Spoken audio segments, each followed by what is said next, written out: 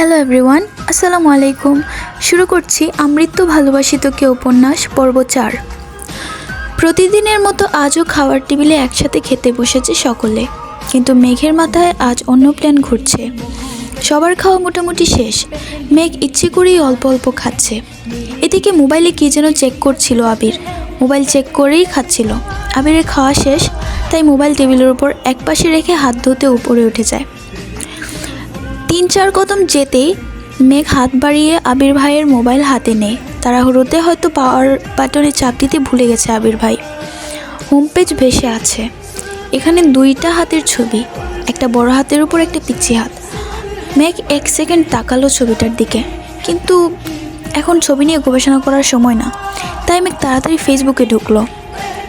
Friend request অপশনে ঢুকতেই চোখে পড়লো কত ছেলে মেয়ের আইডি। সে খুঁজতে লাগলো গত রাতের নীল জামা পরেই তাকে। একটু নিচে যেতেই পেয়ে গেল অপ্রত্যাশিত ব্যক্তির আইডি। 1 সেকেন্ড না ভেবে ব্লক করে দিল তাকে। তাড়াতাড়ি ফেসবুক থেকে বের হয়ে ফোন রেখে দিল আগের জায়গায়। এবার মেঘ দীর্ঘশ্বাস ফেললো, মনে খুব শান্তি লাগছে এখন।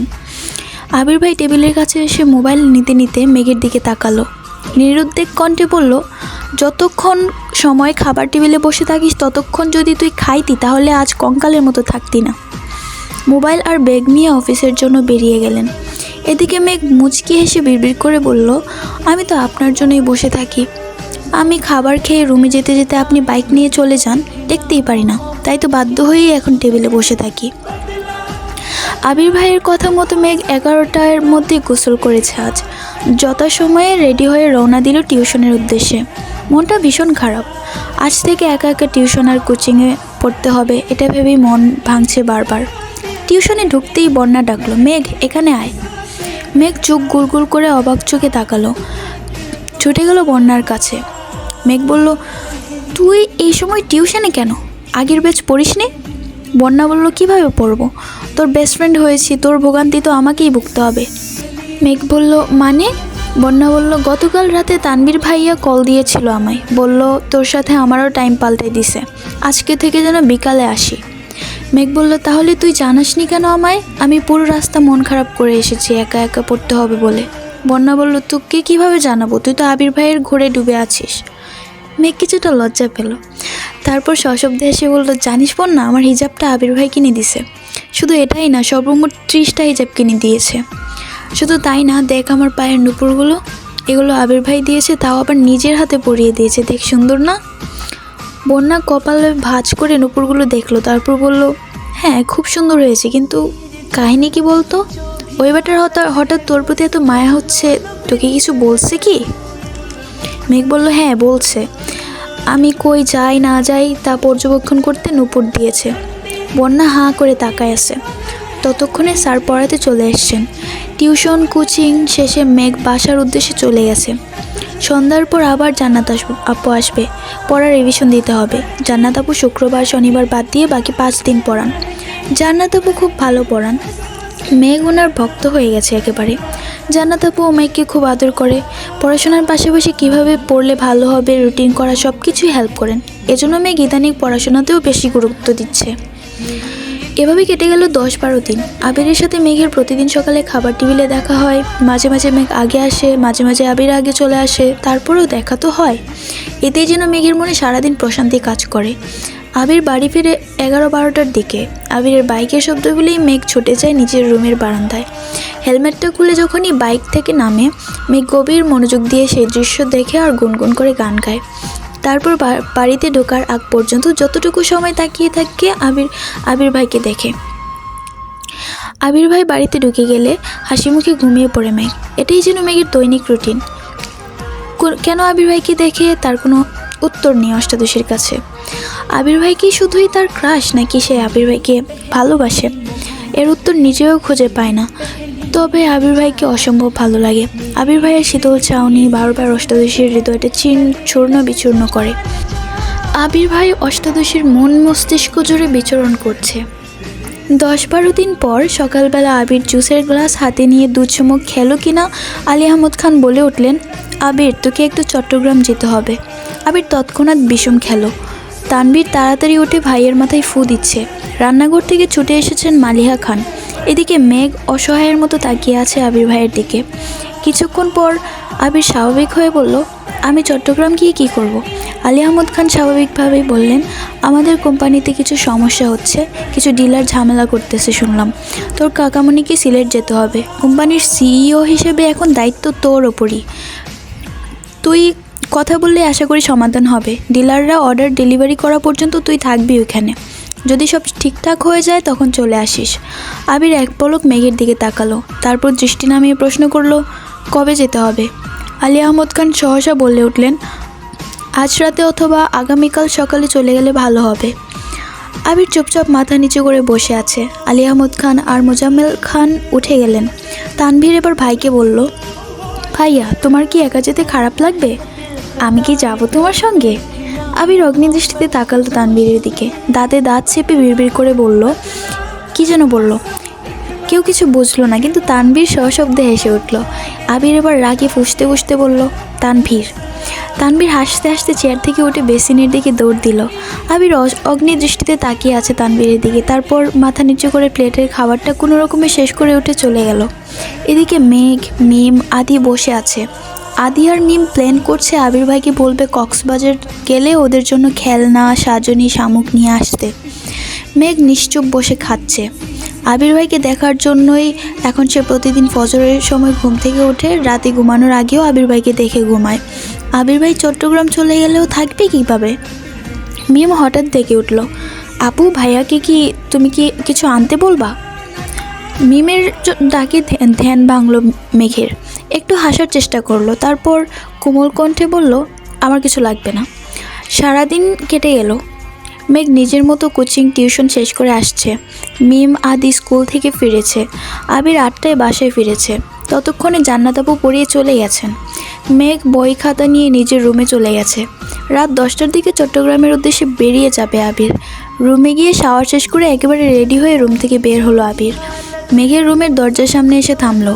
দরজা ধাক্কা দিয়ে দিল আস্তে করে। মেঘ বিছানায় উপর হয়ে শুয়ে আছে। পাশে বই খাতা পড়ে আছে, ফ্যানের বাতাসে পৃষ্ঠাগুলো উড়ছে। জান্নাত আপু যাওয়ার পরই রুমে এসে শুয়েছিল। আবির আস্তে করে ডাকলো, মেঘ। কোনো সাড়া নেই। তাই রুমের ভিতর ঢুকলো আবির। শান্ত পায়ে এগিয়ে গেল মেঘের কাছে। মেঘের মুখের একপাশ বিছানায় লেপ্টে আছে। ফ্যানের বাতাসে চুলগুলো এলোমেলো হয়ে উঠছে। ছোট চুলগুলো বারবার মুখে ঝাপটে পড়ছে। লাইটের আলোয় অপর গালটা চিকচিক করছে। আবির বিছানার একপাশে বসলো। কিছুক্ষণ সূক্ষ্ম দৃষ্টিতে পরখ করলো অষ্টাদশীকে। তারপর গালে হাত রেখে মুখ থেকে চুলগুলোকে সরিয়ে দিল। 2-1বার মাথায় হাত বুলিয়ে দিয়ে চুপচাপ রুম থেকে বেরিয়ে ব্যাগ নিয়ে চলে আসলো নিচে। মিমার আদি খুব করে বলল, ভাইয়া কক্সবাজার যেও প্লিজ, চাটনি নিয়ে এসো, খেলনা, শামুক আরও অনেক কিছুর আবদার করলো ভাইয়ের কাছে। উত্তরে আবির শুধু বলল, সময় পেলে যাব। খেয়ে 10টা নাগাদ বেরিয়ে গেছে আবির। ইকবাল খান আগামীকাল সকাল 8টায় সিলেট যাবেন। আবিরের বাবার কোম্পানি ঢাকার বাইরে 3টে শাখা আছে, চট্টগ্রাম, সিলেট এবং রাজশাহী। ইকবাল খানকে বেশিরভাগ সময় বিভিন্ন জায়গাতে দৌড়াদৌড়ি করতে হয়, কখনো চট্টগ্রাম, কখনো রাজশাহী, কখনো সিলেট। বাকি সময় বাড়িতে থাকলে হেড অফিসে থাকেন। একই সাথে 2 শাখাতে যেতে হলে কখনো কখনো মোজাম্মেল খানকেও যেতে হয়। তবে আলী আহমদ খান এখন আর ঢাকার বাইরে যান না। আবির আশাতে উনি চাইছেন আবির সব দায়িত্ব বুঝে নেক। রাত 11টায় মিম এসে ডাকছে, আপু উঠো, খাবে না? মেঘ ঘুম ঘুম চোখে তাকায় মিমের দিকে। মিম আবার বলে, 11টা বাজে, তুমি কখন খাবে?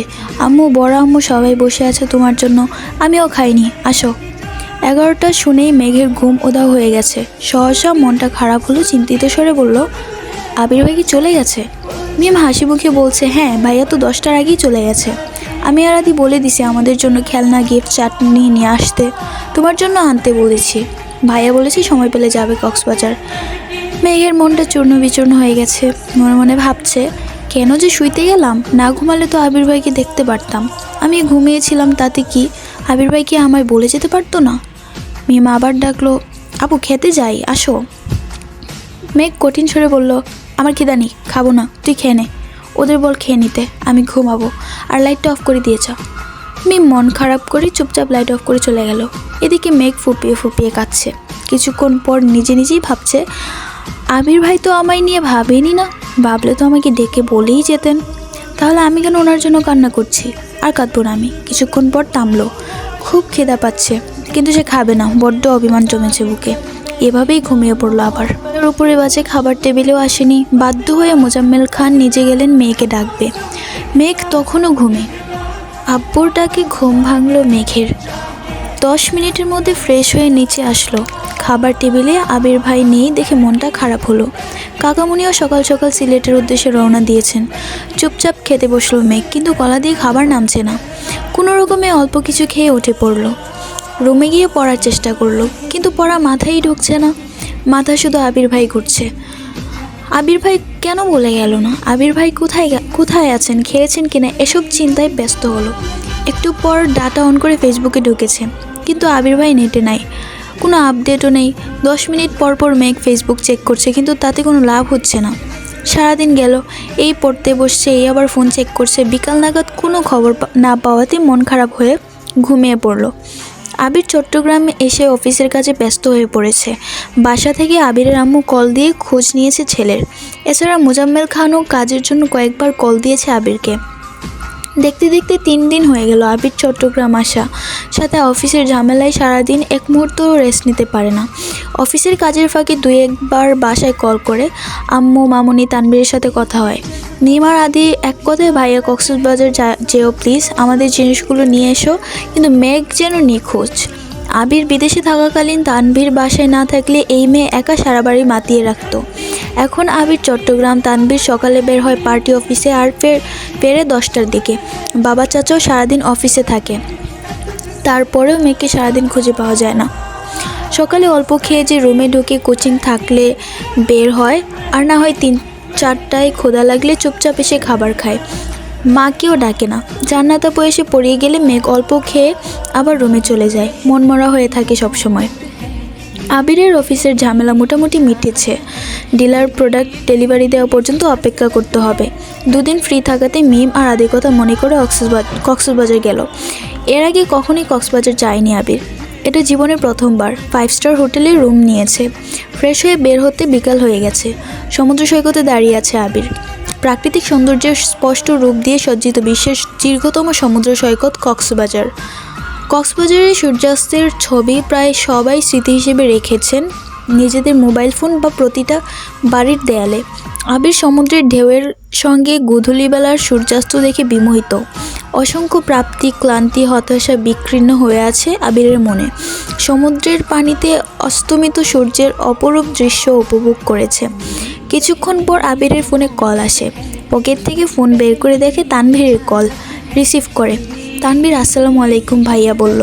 আবির বলল ওয়ালাইকুম আসসালাম। তানভীর বলল কোথায় আছো? আবির বলল কক্সবাজার আছি আজ। কেন? তানভীর বলল একটু দরকার ছিল। আবির বলল বল। তানভীর বলল এমপির মেয়ে নাকি তোমায় ফ্রেন্ড রিকোয়েস্ট দিয়েছিল, তুমি নাকি তাকে ব্লক করে দিয়েছো। আজ এমপির বাসায় গিয়েছিলাম, মেয়ে তো তোমার কথা জিজ্ঞেস করতেছে আমায়। আবির বলল তুই কি বলেছিস? তানভীর বলল প্রথমে তো এমনিতেই বোঝানোর চেষ্টা করছি, কিন্তু মানতেছে না, তাই বাধ্য হয়ে বলছি তুমি আরেকজনকে পছন্দ করো, তার সাথে তোমার বিয়ে ঠিক। আবির বলল আচ্ছা ঠিক আছে। তানভীর বলল কিন্তু একটা সমস্যা আছে ভাইয়া। আবির বলল আবার কি সমস্যা? তানভীর বলল এমপির মেয়ে যদি এমপিকে বলে আর উনি যদি আমায় জিজ্ঞেস করে তখন আমি কি বলবো? যদি মেয়ের কথা জিজ্ঞেস করে তখন কি বলবো? আবির বলল প্রথমত এমপি কোনো সময় এসব কথা নিয়ে মাথা ঘামাবে না, আর যদি শুনে ছেলে অন্য কাউকে পছন্দ করে তাহলে আরও কিছু বলবে না। তানভীর বলল তারপরেও যদি জিজ্ঞেস করে ফেলে তখন কি বলবো? আবির বলল বলবি তোর বোনের সাথে বিয়ে ঠিক। তানভীর বলল তারপর? আবির বলল তারপর আবার কি, বাকিটা আমি সামলে নেব। তানভীর বলল যদি ফোর্স করে? আবির একটু গম্ভীর কণ্ঠে বলল বেকুবের মতো কথা বলিস না তানভীর। এমপির মেয়ে হোক আর মন্ত্রীর মেয়ে হোক, তার জন্য কি তুই নিজের ভালোবাসা কোরবান করবি নাকি? আজব। তানভীর আর কথা বাড়ালো না। তানভীর বলল আচ্ছা ভাই এখন রাখি তাহলে, আল্লাহ হাফেজ। আবির বলল আল্লাহ হাফেজ। কল কেটে আবির ডাটা অন করে ফেসবুকে ঢুকে কেন জানি মনে হলো ব্লক লিস্ট চেক করবে। ব্লক লিস্টে ঢুকতেই চোখে পড়লো প্রথম আইডিটাই ওই মেয়ের। 2 সেকেন্ড ভাবলো সে তো শুধু কমেন্ট ডিলিট করেছিল, ব্লক তো করেনি। এটা যে মেঘের কাজ তা বুঝতে বেশিক্ষণ সময় লাগলো না। কিন্তু মেঘ ফোন পেল কোথায়? আরও কিছুক্ষণ ভাবার পর মনে হলো টেবিলের ওপর ফোন রেখে যাওয়ার ঘটনা। তার মানে সেদিনই ব্লক করেছে। অজান্তেই ঠোঁটের কোণে এক চিলতে মুচকি হাসির ঝলক দেখা গেল। আস্তে আস্তে বলল এই সামান্য বিষয়ে জ্বলে উঠলে সইবি কীভাবে এত বড় ঝড়ঝঞ্ঝা? এত তাড়াতাড়ি তো তোকে আমার করে নিব না, আবার খুব বেশি কষ্টও দিব না তোকে। অন্ধকার নেমেছে বিচে। একটু হাঁটাহাঁটি করলো আবির, ভাই বোনের জন্য কিছু কেনাকাটাও করলো, তারপর হোটেলে চলে আসছে। কেটে গেল আরও 2 দিন। আবির নেই বাড়িতে 6 দিন যাবৎ। অষ্টাদশীর মনে বিষণ্ণতা ছেয়ে গেছে। খায় না ঠিকমতো, পড়াশোনা করে না, মোবাইলও চাপে না, কথাও বলে না কারোর সাথে, শুধু টিউশন আর কোচিং যায় আসে, এতটুকুই। আজ সকাল থেকে মনটা মাত্রাতিরিক্ত খারাপ। তানবীর ডেকে এনে খাবার টেবিলে বসিয়েছে। তানবীর আজকাল পার্টি অফিসে দৌড়াদৌড়িতে মেঘকে কিছুই বলে না। মেঘকে এখন আর আগের মতো বকেও না। মেঘ যেমন পাল্টে গেছে তেমনি তানভীরও পাল্টে গেছে। মেঘ খাবার টেবিলে বসে কোনো কথা না বললে অল্প খাবার খেলো। তানভীর মোজাম্মেল খানকে প্রশ্ন করলো, আব্বু ভাইয়া কবে ফিরবে? মোজাম্মেল খান যথারীতি জবাব দিলেন, কাজ শেষ করে ফিরবে। কাজ এখনও শেষ হয়নি। মেঘের হৃদয় রক্তকরণ হচ্ছে। কয়েকটা দিনে আবির ভাইয়ের শূন্যতা খুব করে ভোগাচ্ছে অষ্টাদশীকে। টিউশন শেষ করে কোচিংয়ে গেলে 2 বান্ধবী একসাথে। বন্যা বারবার জিজ্ঞেস করছে, কি হয়েছে তোর? মেঘ শুধু মাথা নাড়ছে, একটা কথাও বলছে না। একটা ক্লাস শেষ হয়েছে, স্যার বেরিয়ে যাওয়া মাত্রই উষ্টে উল্টে কান্না শুরু করলো মেঘ। প্রথম দিকে ফুপিয়ে ফুপিয়ে কাঁদলো, এখন বেশিক্ষণ কন্ট্রোল করতে পারলো না। কান্নার মাত্রা বেড়ে গেছে, শ্বাস নিতে পারছে না। মেঘের এই অবস্থা দেখে আটকে উঠল বন্যা। মেঘকে নিয়ে ওয়েটিং রুমে চলে যায়। ওইখানে যাওয়াতে বাঁধ ভাঙা কান্না শুরু হয় মেঘের। বন্যা কোনোভাবে শান্ত করতে পারছে না। 10-15 মিনিট স্থির হয় এই কান্না, তারপর কিছুটা থেমেছে, এখন জোরে জোরে শ্বাস ছাড়ছে। একটু কাঁদলেই মেঘের শ্বাসকষ্ট শুরু হয়। বন্যা মাথায় হাত বোলাতে বোলাতে শান্ত কণ্ঠে বলল, কি হয়েছে তোর? এভাবে কান্না করছিস কেন? মেঘ ফুপিয়ে ফুপিয়ে উত্তর দিল, আমার খুব কান্না পাচ্ছে। বন্যা বুড়ো কুচকে বলল, কান্না পাচ্ছে তা তো দেখতেই পাচ্ছি, কিন্তু কেন কান্না পাচ্ছে সেটা বল। মেঘের গম্ভীর জবাব, জানি না। বন্যা নিজেকে কন্ট্রোল করে আবার প্রশ্ন করলো, রেজাল্ট নিয়ে চিন্তা করছিস, নাকি চান্স পাওয়া নিয়ে, নাকি বাসায় কেউ বকেছে তোকে? আবারও কাঁদছে মেঘ। মেঘ কাঁদতে কাঁদতেই বলল, আমি আবির ভাইকে খুব মিস করছি বন্যা। উনি ফেসবুকেও আসেন না, আমি ওনাকে না দেখে, ওনার কথা না শুনে আর থাকতে পারছি না। বন্যা এবার অবুঝ বাচ্চার মতো হাসলো, তারপর বলল, মিস করছিস তো কল দে। মেঘ কাঁদতে কাঁদতেই বলল, উনি কি আমার সাথে কথা বলবেন? বন্যা এবার সশব্দে হাসলো। উনি কথা বলবেন কি বলবেন না, যদি এইসব তুই ভাবিস তাহলে উনি কি ভাববেন? মেঘ এবার মুখ তুলে তাকালো বন্যার দিকে। বন্যা এবার হাসতে হাসতে বলল, বেবি তুমি তো আবির ভাইয়ের প্রেমে হাবুডুবু খাচ্ছ। সাবধান বান্ধবী, ডুবে যেও না, সামনে কিন্তু ভর্তি পরীক্ষা। মেঘ ভেঙচি কেটে বলল, আমি আবির ভাইকে ভালোবাসি। এটুকু বলেই থেমে গেল। নাটা বলার খুব চেষ্টা করলো, কিন্তু বলতে পারলো না। বন্যা মেঘকে ঠান্ডা মাথায় বেশ কিছুক্ষণ বোঝালো। মেঘ শান্ত হয়ে বসে আছে। বন্যা বলল, তুই তাহলে বাসায় চলে যা, কাল ক্লাস করতে হবে না, ফোন দে, আমি ড্রাইভার আঙ্কেলকে কল দিচ্ছি। তারপর মেঘকে গাড়িতে দিয়ে বন্যা এসে ক্লাসটা শেষ করলো। মেঘ বাসায় এসে ফ্রেশ হয়ে ছুটে গেল মায়ের রুমে। হালিমা খান ঘুমাচ্ছিলেন। মেঘ মায়ের হাতের উপর মাথা রেখে মাকে জড়িয়ে ধরে শুয়ে পড়েছে। হালিমা খান ঘুমের মধ্যেই একবার চোখ খুলে দেখলেন মেঘকে, দেখে মেঘের পিঠ বরাবর জড়িয়ে ধরে ঘুমিয়ে পড়লেন পুনরায়। অনেকক্ষণ কান্না করায় মেঘও ক্লান্ত ছিল, সেও মাকে জড়িয়ে ধরে ঘুমিয়ে পড়েছিল। বেশ কিছুক্ষণ পর মেঘের ঘুম ভাঙে। ততক্ষণে হালিমা খান সজাগ হয়ে গেছেন, শুয়ে শুয়ে মেঘের মাথায় হাত বুলিয়ে দিচ্ছেন। মেঘ সচরাচর মায়ের কাছে শুতে আসে না, যখন খুব বেশি মন খারাপ থাকে তখনই আসে। মেঘের ঘুম ভাঙতেই হালিমা খান বললেন, তোর কি শরীর খারাপ? মেঘ মাথা নেড়ে না করলো। হালিমা খান পুনরায় বললেন, রেজাল্ট নিয়ে চিন্তা করছিস? মেঘ আবারও মাথা নেড়ে না করলো। মেঘ আবার মাকে শক্ত করে জড়িয়ে ধরে বলল, আম্মু আবির ভাই কবে আসবে? মেঘের এমন প্রশ্নে হালিমা খান মুচকে হাসলেন আর বললেন, কেন, ভাইয়ের জন্য পেট পড়ছে? মেঘ মনে মনে বলল, পেটের সাথে মনটাও পড়ছে আম্মু। মেঘকে নীরব দেখে হালিমা খান বললেন, দুপুরে কথা হলো তো, বলল আরও 2-4 দিন লাগতে পারে। কথা হয়েছে শুনে সহসা মেঘের মনটা খারাপ হলো।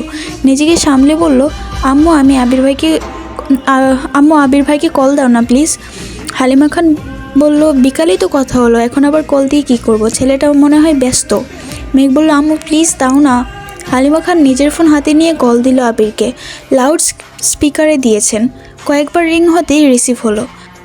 আবির বলল, আসসালামু আলাইকুম মামনি। আবির ভাইয়ের কণ্ঠ শুনে মেঘের বক্ষ স্পন্দন জোরালো হলো। হালিমা খান বলল, ওয়ালাইকুম আসসালাম, ব্যস্ত আছিস বাবা? আবির বলল, হ্যাঁ কিছুটা, কেন?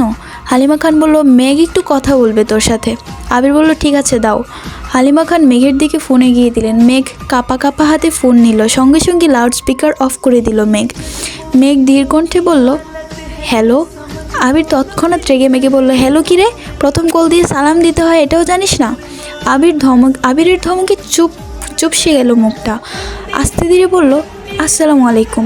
আবির গম্ভীর কণ্ঠে উত্তর দিল, ওয়ালাইকুম আসসালাম। মেঘ আবার কাঁপা কাঁপা গলায় বলল, কেমন আছেন আবির ভাই? আবির কিছুটা স্বাভাবিক হয়ে বলল, আলহামদুলিল্লাহ ভালো, তুই কেমন আছিস? মেঘ দীর্ঘশ্বাস ফেলে উত্তর দিল, আলহামদুলিল্লাহ। দুজনেই কয়েক সেকেন্ড নীরবতা পালন করলো। আবির নীরবতা ভেঙে রাশভারী কণ্ঠে শুধালো, তোর ফোন দিয়ে কল দিতে পারিস না? মামনির ফোন দিয়ে দিতে হলো কেন? মেঘের মুখের উপর মেঘ বলে ফেললো, আপনার নাম্বার নাই আমার কাছে। আবির এবার দীর্ঘশ্বাস ফেললো, গম্ভীর কণ্ঠে জবাব দিল, রাখছি, ব্যস্ত আছি আমি। এই বলে কল কেটে দিল। মেঘ আহাম্মকের মতো ফোনের দিকে তাকিয়ে রইল। বুঝে উঠতে পারলো না ব্যাপারটা। আবির ভাইয়ের নাম্বার নেই এ কথা শুনে রেখে দিল নাকি সত্যিই ব্যস্ত, এটা ভেবে পাচ্ছে না অষ্টাদশী। ফোনের স্ক্রিনে বেশে আছে আবির নামে সেভ করা নাম্বারটা। মেঘ মনে মনে নাম্বারটা মুখস্থ করতে ব্যস্ত হলো। তারপর মাকে ফোন দিয়ে নিজের রুমে দিকে দৌড় দিল। নিজের ফোনে আবির ভাইয়ের নাম্বারটা লিখে নামের অপশনে লিখলো আমার আবির, সাথে লাভ ইমোজি, কিছুটা দূরে লিখলো ভাই, সেভ করলো নাম্বারটা। আবির ভাইয়ের সাথে কথা বলেছে এই খুশিতে মেঘ সারা বাড়ি ছুটছে। কে বলবে এই মেয়েটা এক সপ্তাহ রুম থেকে বের হয়নি, কারোর সাথে কথা পর্যন্ত বলেনি। আজ সে মিম আর আদিকে নিয়ে দুষ্টামি খুনসুটিতে মগ্ন। মিম আর আদিও যেন আপুকে এভাবে পেয়ে বড্ড খুশি। হঠাৎ জান্নাত আপু বাড়িতে ঢুকলো। মেঘকে এত হাসি খুশি দেখে জান্নাত আপুও খুশি হলো। এই এক সপ্তাহে জান্নাত আপু যতদিন এসেছে প্রতিদিনই মেঘ মনমরা হয়ে বসে থাকে। পড়া ধরলে পারলে বলে, না পারলে চুপ থাকে। আপু বুঝালেও সাড়া নেই, বুঝেছে কিনা তাও বলে না। জান্নাত আপু কম করে হলেও 20 বার জিজ্ঞেস করে, মেঘ তোমার কি হয়েছে বলো? মেঘ কিছুই বলে না। এতে জান্নাত আপু চিন্তিত ছিল। উনি নিজে থেকেই অনেক কিছু বুঝিয়েছেন, রেজাল্ট নিয়ে যেন চিন্তা না করে, অ্যাডমিশন টেস্ট নিয়ে যেন না ভাবে, কিন্তু মেঘ এসবে কোনো সাড়া দেয়নি। তাই আজ মেঘকে খুশি দেখে জান্নাত আপুর মুখে সহসা হাসি ফুটে উঠেছে। জান্নাত আপু ডাকলো, মেঘ। সোফায় বসে মেঘ পিছন ফিরে তাকিয়ে জান্নাত আপুকে দেখে ছুটে আসে। মেঘ বলল, আপু কেমন আছো? জান্নাত বলল, আলহামদুলিল্লাহ ভালো, তুমি কেমন আছো? মেঘ বলল, আলহামদুলিল্লাহ ভালো। আপু তুমি একটু বসো, আমি রুম থেকে বই খাতা নিয়ে আসছি। বলি সিঁড়ি দিয়ে ছুটছে রুমের দিকে। জান্নাত হাস্যোজ্জ্বল মুখে তাকিয়ে আছে মেঘের দিকে। সত্যি বলতে ছটফটে স্বভাবের মেয়েরা হঠাৎ শান্ত হয়ে গেলে সবার নজরে পড়ে যায়। মেঘের ক্ষেত্রেও তেমনটা হয়েছে। জান্নাত আপুর পড়ায় মেঘের সম্পূর্ণ মনোযোগ আছে আজ। পড়ানোর আগে সব বুঝে ফেলছে। জান্নাত আপু পড়িয়ে যাওয়ার পর আরও 1-2 ঘন্টা মিম আর আদির সাথে আড্ডা দিয়েছে মেঘ। নিজেও পড়ছে না, ওদেরকেও পড়তে দিচ্ছে না। এতে অবশ্য মা কাকি কিছু বলছে না। মেয়েটা যে হাসি খুশি আছে এতেই সবার ভালো লাগছে। মোজাম্মেল খান এবং আলী আহমদ খান বাসায় ফিরেছে কিছুক্ষণ আগে। ফ্রেশ হয়ে খেতে বসেছেন। মেঘও আজ সবার সাথে খেতে বসেছে। আবির ভাইয়ের চেয়ারের দিকে তাকিয়ে মুচকি আসলো। মনে মনে বলল, মিস ইউ আবির ভাই। আলী আহমদ খান মেঘকে জিজ্ঞেস করলেন, মেয়েটা ভালো পড়াচ্ছে তো আম্মু? মেঘ হাসি মুখে উত্তর দিল, আপু অনেক ভালো পড়ায় বড় আপু, কোনো সমস্যা হলে জানাইও। সব স্বাভাবিকভাবে কথাটা বললেন আলী আহমদ খান। মেঘও শান্ত স্বরে বলল, ঠিক আছে বড় আপু। মেঘ রুমে এসে শুয়ে পড়েছে। আজ পড়তে একটু ইচ্ছা করছে না। আবির ভাইয়ের সাথে কথা বলার খুশি, সাথে এটাও অনুভব করছে সে আবির ভাইকে ভালোবেসে ফেলেছে। এসব ভেবেই মেঘের উৎসাহ ছড়িয়ে আসছে। সহসা ডাটা অন করে আবির ভাইয়ের আইডিতে ঢুকে সেদিন রাগ করে ছবি ডিলিট করার পর আর ছবিগুলো ডাউনলোড করেনি। আজ আবার ইচ্ছে হলো ছবিগুলো সেভ করার। এখন আর রাগ অভিমানে আবির ভাইয়ের ছবি ডিলিট করবে না, এটা প্রতিজ্ঞা করলো। আবির ভাইয়ের আইডিতে ঢুকতেই একটা পোস্ট চোখে পড়ে, আমার স্বপ্নগুলো হাতছানি দেয় সন্ধ্যা তারার মাঝে, সাথে কক্সবাজার সমুদ্র সৈকতে তোলা একটা ছবি। 2 ঘন্টা আগেই পোস্ট করেছেন। মেঘ সঙ্গে সঙ্গে ছবিতে কেয়ার রিয়েক্ট দিল, একটা লাভ ইমোজি কমেন্ট করলো। আবির ভাইয়ের ছবি দেখে মেঘেরও কক্সবাজার যেতে খুব ইচ্ছা করছে, কিন্তু চাইলেই তো সব ইচ্ছে পূরণ হয় না। এক দৃষ্টিতে সব ছবিটা কিছুক্ষণ দেখলো, তারপর আস্তে আস্তে সব ছবি সেভ করতে লাগলো।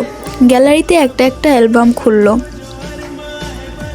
নাম দিল পাউকি ট্রাম্পো। এখানে আবির ভাইয়ের সব ছবি একসাথে রাখলো। আবির ভাইকে দেখতে দেখতে কখন যে ঘুমিয়েছে কে জানে। কেটে গেল আরও 2-3 দিন। মেঘ নিজের রুটিন মতো খায়, গোসল করে, ঘুমায়, পড়াশোনা করে। মাঝখানে 5-7 দিন একদমই পড়াশোনা করেনি। এই গ্যাপটাও এখন ফিল আপ করছে। ক্লান্ত লাগলে আবির ভাইয়ের ছবি দেখে। আজ কোচিং টিউশন কিচ্ছু নেই, তাই দুপুরে খেয়ে ঘুমিয়েছে মেঘ। বিকেলে ঘুম থেকে উঠে ফ্রেশ হয়ে নিচে আসে কফি খাওয়ার জন্য। নিচে আসতেই চোখে পড়ে মিমার আদি অনেক গিফট ছড়িয়ে দেখছে। মেঘকে দেখে আদি ছুটে যায় মেঘের কাছে। আদি বলল, আপু দেখো ভাইয়া কত গিফট নিয়ে আসছে আমাদের জন্য। অনেকগুলো শামুক এনেছে, সবার নাম লেখা। আসো আসো। এর মধ্যে মিম 2টা শামুক নিয়ে এসেছে। দেখো আপু, তোমার নামে একটা, আমার নামে একটা। মেঘ এক পলক তাকালো শামুকের দিকে। শামুকগুলোর উপর সুন্দর করে ভেসে আছে নামটা। মেঘ উত্তেজিত কণ্ঠে জিজ্ঞেস করলো, আবির ভাই কখন এসেছে? মিম হাসি মুখে উত্তর দিল, কিছুক্ষণ আগেই এসেছে। মেঘ আর কিছু না বলে সিঁড়ি দিয়ে ব্যস্ত পায়ে উঠতে লাগলো। মিম পিছন থেকে ডাকলো, আপু কোথায় যাচ্ছ? আরও গিফট আছে, ভাইয়া আরও গিফট আনছে, আসো দেখে যাও। মেঘ গলা উঁচু করে বলল, একটু পরে আসছি। হুটুপুটি করে উঠে অন্তহীন ছুটে আবির ভাইয়ের রুমের দিকে। ঠিক দরজার সামনে এসে থামে। উত্তেজিত হাতের ধাক্কায় চাপানো দরজা সহসা খুলে গেল। আবির শাওয়ার শেষ করে কোমরে টাওয়াল জড়িয়ে উন্মুক্ত শরীরে ওয়াশরুম থেকে বের হয়েছে মাত্র।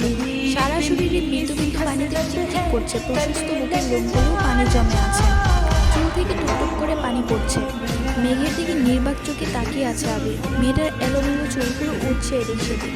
এই কদিনই অষ্টাদশীর মুখটা মলিন হয়ে গেছে, গায়ের রংটাও কিছুটা চেপে গেছে। গভীর দৃষ্টিতে তা পরখ করতে ব্যস্ত আবির। এদিকে আবির ভাইয়ের আবেশিত নেশা ভরা চোখের চাউনিতে অষ্টাদশীর কোমল অশান্ত অস্থির ঢেউয়ে আশ্রে পড়ে। মনে হচ্ছে সিডর, আইলা, জলোচ্ছ্বাস সব কিছু একসাথে হানা দিয়েছে। এতদিন পর প্রিয় মানুষটাকে দেখছে, তাও আবার এই অবস্থায়। আবির ভাইকে এই অবস্থায় দেখে মেঘের অন্তঃস্থলে শিহরণ জাগায়। মেঘের মনে অকস্মাৎ গান বেজে উঠল, দৃষ্টিতে যেন সে রাসপুতিন, খুন হয়ে যাই আমি প্রতিদিন, নাম ধাম জানি না তার কিছু, তবুও নিলাম আমি তার পিছু। টেনে হিচড়ে অনেক কষ্টে দৃষ্টি নামালো মেঘ। বক্ষ স্পন্দন জোরালো হলো। অষ্টাদশীর ভিতরটা ভরে এলো এ যেন প্রশান্তির হাওয়া। আবির তখনও দুর্বোধ্য দৃষ্টিতে তাকিয়ে আছে অষ্টাদশীর পানে। মেঘ গলা খাকারি দিয়ে দীর্ঘশ্বাস ফেলে মাথা নিচু করে কাঁপা কাঁপা কণ্ঠে বলল, সরি। আবিরের এবার হুঁশ ফিরে। অবাক চোখে তাকিয়ে কপাল কুঁচকে বলল, সরি কেন? মেঘ কণ্ঠ খাদে নামিয়ে জবাব দিল, অসময়ে চলে আসছে তাই। এটুকু বলেই চলে যেতে নেয় মেঘ। আবির হঠাৎই গম্ভীর গলায় বলে উঠল, দাঁড়া, কি বলতে এসেছিলি বল। মেঘ তৎক্ষণাৎ শীতল কণ্ঠে বলল, ভুলে গেছি। আবির কয়েক সেকেন্ড থামলো, ঠোঁটের কোণায় দুষ্টু হাসি।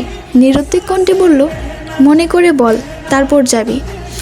আবির ভাইয়ের কথা শুনে মেঘের হাত পা কাঁপাকাঁপি শুরু হয়ে গেছে। আবির ভাই থাপ্পড় দিবে না তো? মেঘ নরম স্বরে আস্তে ধীরে আবারও বলল, সরি আবির ভাই, এভাবে আর রুমে ঢুকবো না, সরি। আবির কণ্ঠ দ্বিগুণ ভারী করে বিরক্তি নিয়ে বলল, এত নেকামি করছিস কেন মেঘ? তুই কি চাচ্ছিস এখন আমি চিৎকার দিয়ে বাড়ির সব মানুষ জোরে করে বলি, ও মা গো, বাবা গো, মেঘ আমার সর্বনাশ করে ফেলেছে, আমার খালি গায়ে দেখে ফেলেছে, এখন আমার কি হবে? আবির ভাইয়ের মুখে এমন কথা শুনে মেঘ হা করে তাকালো। আবির ভাইয়ের মুখে এমন কথা শুনে মেঘ হা করে তাকালো আবির ভাইয়ের দিকে। আবির ভাইয়ের খালি গা দেখে মনের ভিতর পুনরায় উতাল পাতাল শুরু হয়ে যাচ্ছে। মেঘের সমস্ত গায়ে স্রোতের মতো শীতল হাওয়া বয়ে যায়। ততক্ষণ মাথা নিচু করে ফেলল মেঘ। আবির শক্ত কণ্ঠে আবার বলল, আমি মেয়ে না যে আমার এই অবস্থায় দেখে ফেলেছিস বলে মান সম্মান চলে যাবে। তুই কি বলতে আসছিলি সেটা বল। মেঘ এবার মাথা নিচু করে কাঁপা কাঁপা গলায় আস্তে আস্তে বলল, আপনাকে দেখতে আসছিলাম। আবির ভ্রু কুঁচকে তাকালো। তৎক্ষণাৎ বলে উঠল, দেখতে আসছিস দেখ, খোঁজ নে আমার, এত ফর্মালিটি করছিস কেন? মেঘ নরম সরে বলল, দেখেছি, এখন আসি। ঘুরে পা ফেলতে আবির ডাকলো, তোর সাথে কথা আছে, বস এসে। মেঘ ঠায় দাঁড়িয়ে পড়লো সেখানে। মেঘের এবার রক্ত সঞ্চালন বন্ধ হওয়ার পরিস্থিতি হলো। মুখ তুলে তাকাতেও পারছে না, মনে মনে বলছে, আল্লাহ বাঁচাও। আবির আবার বলল, বসতে বললাম তো তোকে। মেঘ ধীরস্থির পায়ে এগিয়ে এসে বিছানার কোণায় বসেছে, চিবুক নামিয়েছে গলায়, দৃষ্টি তার ফ্লোরে। আবির একটা টি শার্ট হাতে নিয়ে ঘুরে এসে মেঘের দিকে কিছুটা দূরে বসেছে। আবির কঠিন স্বরে বলল, কি হয়েছে তোর? মেঘ আবারও কাঁপা কাঁপা কণ্ঠে বলল, আবির ভাই, আপনি কিছু একটা পরুন প্লিজ। আবির মুচকি হেসে ভেজা শরীরেই হাতের কেঞ্চিটা পরে নিল আর বলল, এবার শান্তি হয়েছে? এখন বল, কি হয়েছে তোর? মেঘ চিবুক নামিয়ে শীতল কণ্ঠে উত্তর দিল, কিছু হয়নি। রাগান্বিত স্বরে আবির বলল, মেঘ, ভাবছি তোকে মেরে গেলে বিক্রি করে দেব। মেঘের সংকীর্ণ মুখটা আরও বেশি ছোট হলো। নিভু নিবিড় চোখে তাকালো আবির ভাইয়ের দিকে। পাতলা অদর নেড়ে বলল, কেন, আমি কি করেছি? আবির অভিভূতির নেই নিষ্পলক চেয়ে রইল মেঘের দিকে। প্রখর তপ্ত স্বরে বলল, এই যে তুই ঠিকমতো খাচ্ছিস না, নিজেকে দিন দিন কঙ্কাল বানাচ্ছিস, তোকে এই বাড়িতে রাখার থেকেও মেডিকেলে রাখলে বেশি কাজে দিবে। কণ্ঠ ভিজে এলো মেঘের, নেত্রদ্বয় টলমল করছে, কাঁপা কাঁপা গলায় বলল, খাই তো আমি। আবির এবার সরুনেত্রে তাকালো মেঘের দিকে, নেত্র চোখল টইটুম্বুল হয়ে আছে, পল্লব ফেললেই পানি গড়িয়ে পড়বে গাল থেকে। আবির দীর্ঘশ্বাস ফেলে বলা শুরু করলো, এই কয়দিনে না তুই ঠিকমতো খেয়েছিস আর না তুই ঠিকমতো কোনো কাজ করেছিস। খাওয়া দাওয়া আর ঘুম যে ঠিকমতো করিসনি তা তোকে দেখলেই বোঝা যাচ্ছে। চুলগুলো কদিন আছড়াস না আল্লাহ জানে, এমনকি তুই পড়াশোনাও করিস না। কোচিং টিউশনের প্রতিটা পরীক্ষায় কম নাম্বার পেয়েছিস। একটু থেমে রাগে কটমট করে বলল, তুই কি পড়াশোনা করতে চাচ্ছিস না? এই পড়াশোনা না করলে বল, আমি বাড়ির সবার সাথে কথা বলে নেব। আজকের পর কোনোদিন তোর বই নিয়ে বসতে হবে না, এর জন্য তোকে কেউ কিছু বলবে না। মেঘের গাল বেয়ে ওঝরে পানি পড়ছে, কান্নারত কণ্ঠে বলল, আমি পড়াশোনা করব। আবির পুনরায় গুরুভার কণ্ঠে বলল, এক সপ্তাহ কোচিং টিউশনের পরীক্ষায় কম নাম্বার পাওয়ার কারণ কি? মেঘ ভর্ণিতা ছাড়াই বলে উঠল, কম পাইনি তো। আবির দাঁতের দাঁত চেপে কণ্ঠ 3 গুণ ভারী করে বলল, আমার সামনে অন্তত পক্ষে মিথ্যা বলিস না। প্রতিটা 30 মার্কের পরীক্ষায় তুই 12, 15, 20 পেয়েছিস, এগুলো কি খারাপ মার্ক না? এই মার্ক পেলে তুই জীবনে চান্স পাবি? মেঘ অকস্মাৎ আবির ভাইয়ের দিকে তাকায়, আওয়াজবিহীন কান্নায় গাল বেয়ে গলায় এসেছে অশ্রুরা। ভেজা কণ্ঠে অবাক চোখে তাকিয়ে বলল, আপনি কিভাবে জানেন? আবির উত্তেলিত ভঙ্গিতে তাকিয়ে আছে অষ্টাদশীর পানে, শক্ত কণ্ঠে বলল, মেঘ, আমি তোকে ছাড় দিয়েছি, ছেড়ে দেইনি। তুই কি ভেবেছিস তোর কোনো খবর আমার কাছে নাই? তোর কোচিংয়ের পরিচালক আমার স্কুল ফ্রেন্ড, তাছাড়াও তোর নাম্বারের পাশের যে গার্ডিয়ানের নাম্বারটা দেওয়া কোচিংয়ে সেটাও আমার নাম্বার। তুই পরীক্ষায় কত পাস, তোর কবে কি পরীক্ষা, সব মেসেজ যেমন তোর কাছে যায় তেমনি আমার কাছেও আসে। তোর টিউশনের স্যারও আমার পরিচিত। তুই যেদিকে পা দিবি সবটাই আমার দখলে, তাই মিথ্যা বলা কোনো কিছু লুকানোর চেষ্টাও করিস না। মেঘ আহাম্মকের মতো তাকিয়ে কথাগুলো শুনল, দুরু দুরু বুক কাঁপছে, উদ্গ্রীব চোখ দুটো লম্বা চোড়া মানুষটার মুখের দিকে, কান্না থেমে গেছে, গালের পানির দাগ স্পষ্ট, উদ্বেগিক চাউনি আবির ভাইয়ের মুখে। কয়েক মুহূর্ত চোখাচোখি হলো দুজনের, শেষমেশ আবির ভাই দৃষ্টি ফেরালো। মেঘ আর কিছু বলার ভাষা খুঁজে পাচ্ছে না, চুপচাপ পা বাড়ায় দরজার দিকে। আবির সহসা ডাকে, দাঁড়া। মেঘের পা কাঁপছে। আবির হাতের শপিং ব্যাগ নিয়ে এগিয়ে আসলো মেঘের কাছে। আবির ভাই কাছাকাছি আসতেই নাকে লাগলো চিরচেনা পরিচিত গতরের গন্ধ। মাত্র শাওয়ার নেয় সে গন্ধটা যেন অন্যরকম সুন্দর লাগছিল। আবির শপিং ব্যাগ এগিয়ে দিল মেঘের দিকে আর বলল, এগুলো তোর। আর আজকের পর পরীক্ষা, পড়াশোনা, নিজের যত্ন, একটুখানি ত্রুটি যদি আমি দেখি তাহলে আর মুখে কিছু বলবো না, যা এখন। আবির ভাইয়ের ঠান্ডা হুমকিতে কম্পিত হলো অষ্টাদশীর দেহ, আঙুল শুদ্ধ কাঁপছে। কাঁপা কাঁপা হাতে শপিং ব্যাগ নিয়ে ছুটে পালালো রুম থেকে, নিজের রুমের দরজা ঠেলে ভিতরে ঢুকলো। শপিং ব্যাগটা বিছানার পাশে রেখে বিছানায় শুয়ে পড়লো মেঘ। শপিং ব্যাগটা খুলে দেখার ইচ্ছাও করছে না, ইচ্ছের থেকে বড় বিষয় সেই শক্তিটা পাচ্ছে না। বিছানায় শুয়ে চোখ বন্ধ করতেই চোখের সামনে ভেসে উঠল আবির ভাইয়ের সেই উন্মুক্ত দেহ, গায়ে চিকচিক করতে থাকা বিন্দু বিন্দু পানি, সেই ধারালো চাউনি। অষ্টাদশীর হৃদয়ে লাগছে বসন্তের হাওয়া। হৃৎপিণ্ডের কম্পনের মাত্রা এতটাই তীব্র যা সহ্য করতে না পেরে মেঘ ডান হাত দিয়ে চেপে ধরেছে, কিন্তু তাতেও যেন কম্পন থামছে না। সহসা চোখ মেলে তাকালো মেঘ, চোখের সামনে থেকে যেন আবির ভাই সরছেই না। চোখ বন্ধ করলো, আবির ভাইকে দেখছে, চোখ মেলে তাকালেও আবির ভাইকে দেখছে।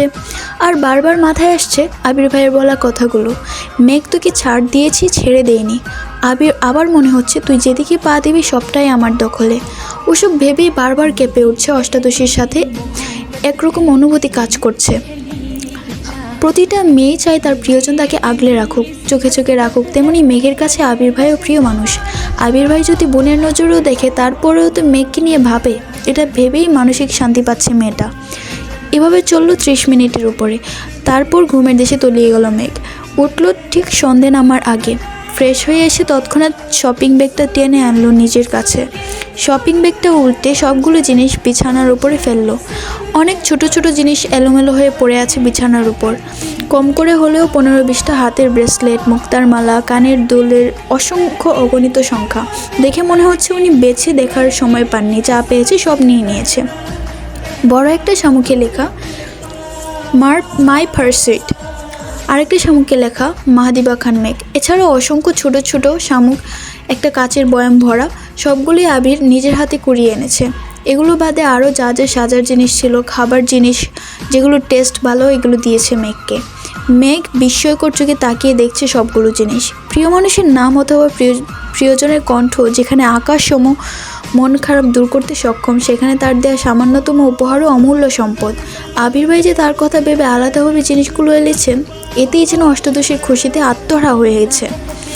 একটা মুক্তার মালা গলায় পড়লো, দু হাতে দুটো ব্রেসলেট, কানেও দুল পড়লো, এক সেট ঠোঁটে হালকা গোলাপি কালার লিপস্টিকও দিয়েছে। উত্তেজিত পায়ে বাহিরে বের হলো নিজের রুম থেকে। সিঁড়ি দিয়ে নামতে যাবে তখনই চোখে পড়ে আবির ভাই উঠতেছে সিঁড়ি দিয়ে। হয়তো কোথাও গিয়েছিল। মেঘ সিঁড়ি দিয়ে আর নামেনি, ঠায় দাঁড়িয়েছে সেখানে, বুকের ভিতর ঠুকপুক করছে। আবির ভাই কাছাকাছি আসতে উত্তেজিত কণ্ঠে বলল, আবির ভাই আমাকে কেমন লাগছে? আবির সিঁড়ি দিয়ে চোখ তুলে মেঘের দিকে তাকালো। কয়েক সেকেন্ড পর চোখ নামিয়ে বলল, ভালো। এমন ভাবলেশহীনভাবে উত্তরে মেঘের উত্তেজনা মিলিয়ে গেছে। মলিন হয়ে গেল মুখটা, তবুও কিছুটা স্বাভাবিক হয়ে বলল, থ্যাংক ইউ আবির ভাই। আবির নিজের মতো রুমের দিকে চলে যায়। মেঘ কিছুক্ষণ এখানেই দাঁড়িয়ে থাকে আর মনে মনে বলে, সুন্দর লাগছে বললে কি আপনার জাত চলে যেত? হিটলার একটা। মেঘ কিছুক্ষণ দাঁড়িয়ে থেকে মনে মনে আবির ভাইকে খুব করে বকলো। তারপর মন শান্ত করে সিঁড়ি দিয়ে নেমে চলে গেল মিমের রুমে। মিম এখনও নিচেই আছে, 2-3 দিনের মধ্যে উপরের রুমে চলে আসবে। মেঘ মিমের দরজার দাঁড়াতেই মিম চোখ তুলে তাকালো। মেঘকে দেখে উত্তেজনায় চোখ বড় বড় করে তাকালো। সহসা উঠে এলো কাছে। মিম বলল, আপু মাশাআল্লাহ, তোমাকে অনেক সুন্দর লাগছে। মুক্তার মালাতে তোমার মুখটা চকচক করছে। মেঘ দাঁত বের করে হাসলো। মিম তৎক্ষণাৎ ড্রেসিং টেবিলের ড্রয়ার থেকে শপিং ব্যাগ বের করে মেঘের হাতে দিল। মেঘ জিনিসগুলো বের না করেই দেখার চেষ্টা করলো। মিমের জন্য আনা জিনিস মেঘের 3 ভাগের 1 ভাগ হবে। মেঘ স্বাভাবিক কণ্ঠে বলল, সবগুলো সুন্দর হয়েছে, তুই এক সেট পর, তারপর আমরা ছবি তুলব না। মিমও হাসি মুখে রাজি হয়ে গেল। মিম হালকা সাজুগুজু করে নিল। তারপর 2 বোন সোফায় বসে ছবি তোলায় ব্যস্ত হলো। ওদের হাসির শব্দ শুনে আদিও রুম থেকে ছুটে এসেছে। আদিকে সহ 3 ভাই বোন বেশ কিছু ছবি তুলল। তারপর ছবি দেখে খুনসুটি করতে লাগলো, কাকে কোন ছবিতে কেমন লাগছে এসব নিয়ে। আবির সিঁড়ি দিয়ে ব্যস্ত পায়ে নামছে। মেঘের চোখ পড়তে অকস্মাৎ হাসি থেমে গেল মেঘের। মাথা নিচু করে বিড়বিড় করে বলল, তোরা রুমে গিয়ে পড়তে বস, আমিও রুমে যাই। আবির দ্রুত পায়ে হেঁটে ডাইনিং টেবিলের কাছে এসে মাকে জিজ্ঞেস করলো, আম্মু রান্না হয়েছে? মালিহা খান বলল, হ্যাঁ রান্না শেষের দিকে, খেতে দিব তোকে? আবির বলল, হ্যাঁ। ওইদিকে মেঘ চুপি চুপি সিঁড়ি দিয়ে উঠতে থাকে। বিকেলে আবির ভাই পড়া নিয়ে কথা শোনাইছে। এখনও আড্ডা দিচ্ছে দেখলে নিশ্চয়ই মাইর দিবে, এই ভয়ে রুমে যেতে নেই মেঘ। 4-5টা সিঁড়ি উঠলো কিনা অকস্মাৎ আবির ডেকে উঠল, মেঘ এদিকে আয়। আবির ভাইয়ের কথায় থমকে দাঁড়ালো মেঘ, মনে মনে আল্লাহ আল্লাহ করছে। ধীর গতিতে নিচে নেমে ডাইনিং টেবিলের কাছে আসলো। আবির পকেটে হাত দিয়ে টেবিলে হালকা ধাক্কা দিয়ে দাঁড়িয়ে আছে। দাঁড়ানোর স্টাইল দেখে মেঘ পুরাই ফিদা।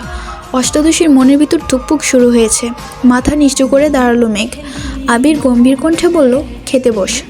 মেঘ ভয়ে ভয়ে তাকিয়ে নরম সুরে বলল, খিদে নেই। পরে এতটুকু বলতেই চোখ পড়লো আবির ভাইয়ের চোখের দিকে। চোখ রাঙিয়ে তাকিয়ে আছে। মেঘ হাত পা কাঁপতে শুরু করলো। আর কিছু বলার সাহস করলো না, চুপচাপ চেয়ার টেনে বসে পড়লো। আবিরও এবার টেবিল ঘুরিয়ে নিজের চেয়ার টেনে বসলো। মেঘ মাথা নিচু করে চুপচাপ বসে আছে। আবির একবার মেঘের দিকে তাকাচ্ছে আর একবার ঘুরিয়ে রান্নাঘর দেখছে। মালিয়া খান আর হালিমা খান টেবিলে খাবার রাখতে ব্যস্ত হলো। আবির একটা প্লেটে ভাত নিয়ে এগিয়ে দিল মেঘের দিকে, ছোট করে বলল, নে খা। মেঘ কোমল হাতে প্লেট ধরতে হাত বাড়ায়, কিন্তু হাত পায়ের সাথে শরীরে কাঁপাকাঁপির তীব্রতায় প্লেট পড়ে যেতে নেয়। আবির ছেড়ে দিতে নিয়েও মেঘের এই অবস্থায় খাবার প্লেট ধরতে ব্যস্ত হলো। রাগান্বিত কণ্ঠে বলল, তোর শরীরে কতটুকু শক্তি বুঝ এখন। হাত বাড়িয়ে মেঘের সামনে প্লেট রেখে নিজের খাওয়াতে মনোযোগ দিল। আবির ভাইয়ের কথায় মেঘ মাথা নিচু করে ছোট করে ভেঙচি কাটলো আর বিড়বিড় করে বলল, আপনি আমার সামনে আসলেই তো আমার সব শক্তি বিলীন হয়ে যায়, আমি কি করব? আবির তীক্ষ্ণ দৃষ্টিতে তাকালো মেঘের দিকে, কণ্ঠ দ্বিগুণ ভারী করে বলল, তুই কি ভাত খাবি নাকি থাপ্পড় খাবি? মেঘ আবির ভাইয়ের কথায় আটকে ওঠে, আস্তে আস্তে খাওয়া শুরু করে। মেঘের এই দীর্ঘগতিতে খাওয়া দেখে আবির বেশ কয়েকবার তীক্ষ্ণ দৃষ্টিতে তাকিয়েছে, কিন্তু কিছু বলছে না। নিজের খাওয়া শেষ করে বেসিন থেকে হাত ধুয়ে এসে পুনরায় চেয়ারে বসলো। মেঘ তখনও আস্তে আস্তে ভাত খাচ্ছিল, কিন্তু আবির ভাইয়ের আবার বসা দেখে বুকটা কেঁপে উঠল। খাওয়ার গতিটা কিছুটা বাড়িয়ে দিয়েছে।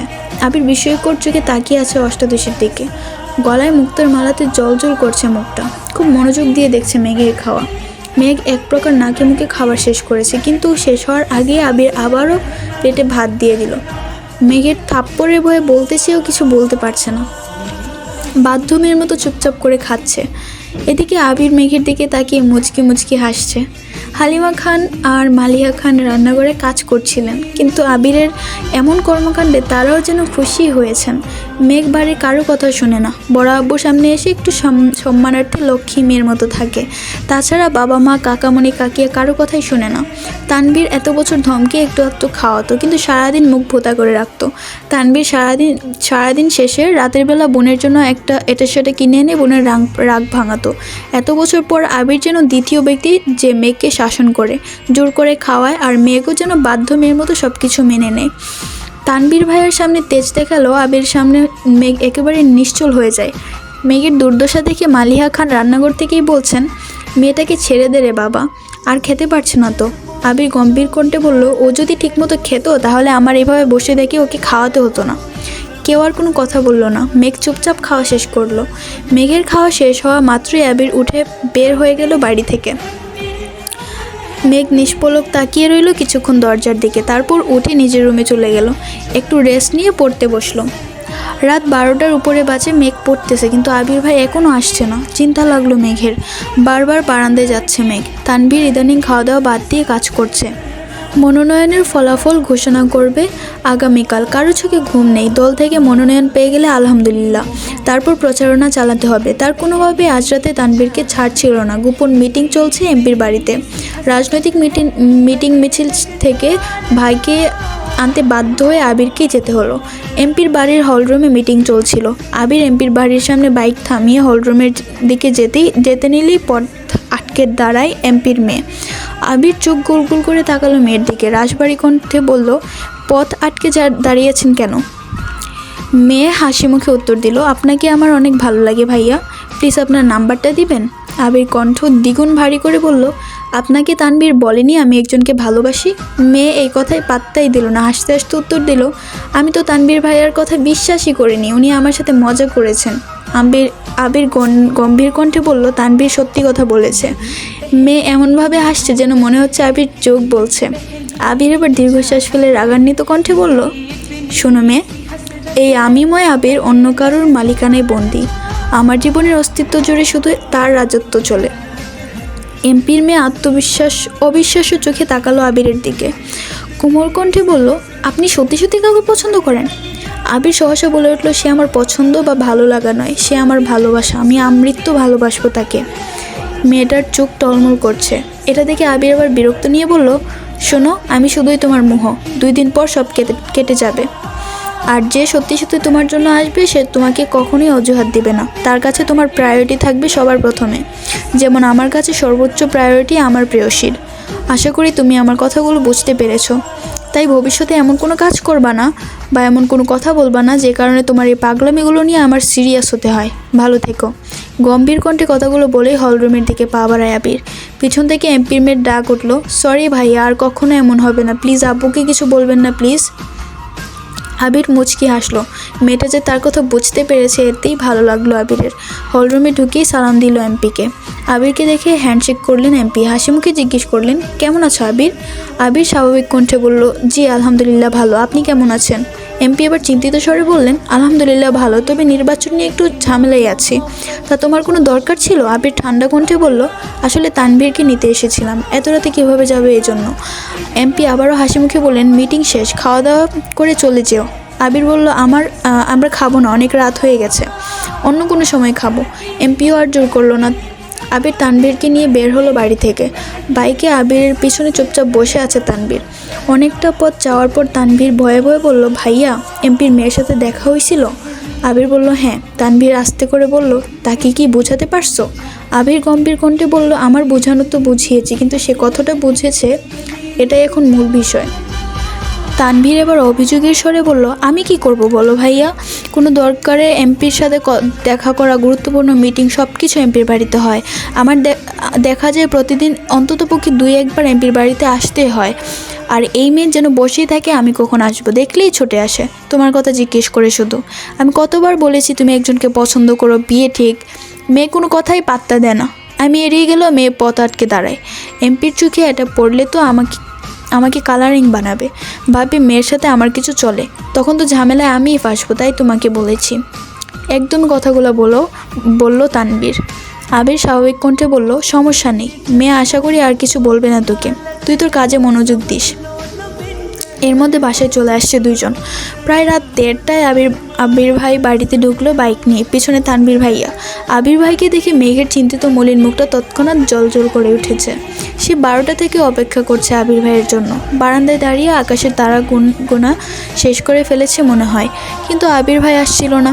মেঘ দীর্ঘশ্বাস ফেলে প্রফুল্ল মেজাজে দেখতে লাগলো আবির ভাইকে। বাসায় ঢোকার আগ পর্যন্ত যতটা দেখা যাচ্ছিল, তারপর চুপচাপ শুয়ে ঘুমিয়ে পড়ল। সকালে আবির রুম থেকে বের হয়ে করিডোর থেকে নিচে তাকালো, ডাইনিং টেবিলে মেঘ নেই। এত রাত করে ঘুমানোর জন্য মেঘ সকালে ঘুম থেকে উঠতে পারেনি। আবির মেঘের দরজায় টোকা দিল। 2বার শব্দ হতেই ঘুমের মধ্যে টলতে টলতে এসে দরজা খুলে দিল মেঘ। হাত দিয়ে চোখ কষলাতে কষলাতে তাকালো। সহসা অক্ষিযুগল বিপুল হয়ে উঠল মেঘের। আবির বিমোহিত লোচনে চেয়ে আছে অষ্টাদশীর মুখের পানে। সদ্য ফুটে ওঠা পদ্মফুলের নেই সুন্দর লাগছে মেঘকে। খুব করে চাইছে দৃষ্টিটা সরাতে, কিন্তু পারছে না। আবির ভাইকে দেখে মেঘের বুকের ভিতরে সেই টিপ টিপ আওয়াজ স্পষ্ট বোঝা যাচ্ছে। মেঘ মুখ ফসকে ডেকে উঠল, আবির ভাই।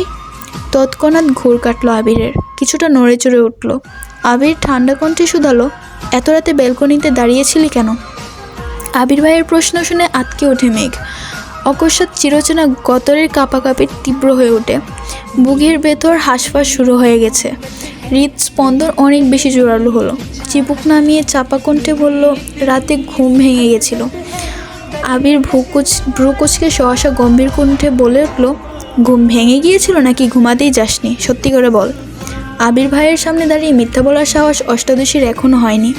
বয়ে বয়ে বলল, ঘুম আসছিল না। আবির ভ্রু নাচিয়ে শুধালো, কেন? মেঘ আর কিছু বলতে পারছে না। মনে হচ্ছে কথা আটকে আসছে গলায়। কেন আওয়াজ বের হচ্ছে না মুখ থেকে? আবির ভাই ঝাড়ে ভারী স্বরে বলল, কি হলো? আবির ভাইয়ের ভারী কণ্ঠে চুপসে গেল মেঘ। বিড়বিড় করে বলল, আপনার জন্য। আবির তীক্ষ্ণ দৃষ্টিতে তাকায়। কয়েক মুহূর্ত নীরব থেকে কণ্ঠ দ্বিগুণ ভারী করে বলল, কেন মেতেছিস ধ্বংসের খেলায়? মেঘ, কখনো অনিশ্চিত ভবিষ্যতের পিছনে ছুটবি না। নিজের লক্ষ্য স্থির না করলে জীবনে কখনো সফল হতে পারবি না। তো আসসালামু আলাইকুম সবাই, কেমন লাগলো আজকের পার্টটা? আর আমার যদি কথা বলাতে কোনো প্রবলেম হয়ে থাকে, কোনো ভুল ত্রুটি থাকে ক্ষমা করে দেবেন, সেই সাথে কমেন্ট করে জানিয়ে দেবেন ভিডিওটা কেমন লাগলো। আর নেক্সট পার্টের জন্য কমেন্ট করবেন। আমার চ্যানেলটা সাবস্ক্রাইব করে বেল আইকনটা ক্লিক করে রাখবেন। ভালো থাকবেন সবাই। আসসালামু আলাইকুম, আল্লাহ হাফেজ।